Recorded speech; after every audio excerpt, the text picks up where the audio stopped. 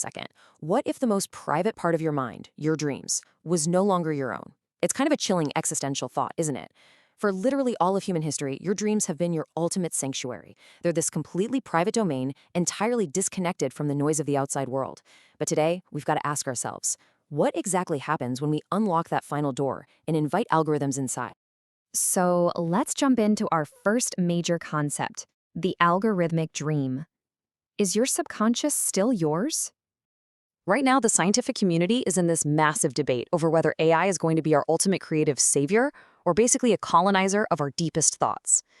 And it all centers on this wild concept called synthetic subconsciousness. Basically, this is the process of outsourcing the brain's problem-solving incubation phase to AI-curated imagery and artificial metaphors. Let's break that down a bit. Normally, when you sleep, your brain naturally stews on your problems, processing memories and forging new connections. That is your biological incubation phase. But this new tech, it's literally outsourcing that exact biological process. So instead of your brain doing the heavy lifting, an algorithm feeds you these curated artificial metaphors while you rest, essentially doing the problem solving for you. All right, let's get into the actual science of synthetic dreams, specifically how researchers are mapping neural responses. So researchers are actively investigating this incubation phase in the lab right now, and they're doing a few key things. First, they're mapping real-time neural responses. They want to see exactly what lights up in the brain when these AI interventions actually occur. Second, they're observing how these digital visions actively bypass our natural neural pathways. It's almost like taking a cognitive shortcut. And finally, they're testing our cognitive flexibility. What they really want to know is, when an algorithm completely interrupts the natural way you incubate ideas, does your brain adapt and thrive, or does it lose its inherent flexibility? And honestly, that brings us to the massive psychological stakes of all this research. Does it enrich the human psyche or merely manufacture a hollow reality? That is the multi-million-dollar question we're facing. I mean, are we feeding the mind artificial metaphors that actually help us solve complex real-world problems, getting us a literal superpower? Or are we dangerously disrupting the very fabric of our cognitive flexibility, creating this hollow, standardized reality where our original thoughts are just suppressed? To really ground this, let's look at the 30-day experiment and what we call the loss of self-provocation. To fully grasp the gravity of this tech, we need to look at a real-world anchor where the personal stakes were pushed to the absolute limit. A subject actually decided to test this by outsourcing their entire incubation phase. Here's how it worked. Step 1. They completely replaced their natural REM cycle with AI-generated visuals for 30 straight days. Crazy, right? Step 2. The research team mapped the brain's real-time response to all those artificial metaphors. And then, Step 3, they diagnosed the impact on the subject's severe creative block. Basically, this person literally let a neural network script their dreams for an entire month, just to see if it could solve their biggest real-world creative problems. Well, the results of that 30-day experiment led to a truly terrifying realization from the subject. They said, imagine waking up with a brilliant idea, only to realize it wasn't yours. It was programmed. Just let that sink in for a second. Imagine the pure elation of a eureka moment, that amazing feeling of finally breaking through a massive mental wall, only to discover that the breakthrough was entirely fabricated by a machine.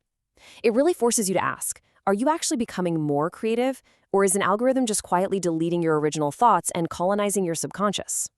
Which leads us directly to the next point, dystopia or utopia. We have officially reached an evolutionary pivot point. Listen, this isn't just some random software update. This is a massive crossroads for humanity. Let's break down the two potential futures we're staring at. On one side, we have the utopian vision. We become what they call effortless innovators. In this scenario, AI-generated dreams provide the ultimate cognitive shortcut, giving us superhuman creativity and sharpening our problem-solving way, way beyond our natural biological limits. Sounds great, right? But then, we have the dystopian nightmare. In this future, we are reduced to mere biological processors. Our unique human imagination just kind of withers away, and we become nothing more than standardized vessels just meant to process boring, machine-made metaphors. And hey, if you're sitting there thinking, oh, this is decades away, I don't need to worry about this, you really need to look at the timeline here. Present day, AI writes our emails and generates our documents. We're all used to that. Near future, meaning literally right now in laboratories, AI is actively mapping our neural responses. And the kicker? By May 2026, the projection is that AI formally designs our dreams. This is a major future shock warning. We are approaching that May 2026 deadline incredibly fast, meaning we have a very, very short window to decide exactly how we want to integrate this kind of power into our lives. This brings us to our final section, the future of original thought and the ultimate cognitive conflict. All right, we've arrived at the climax of this explainer. I want you to weigh all the evidence we've covered today.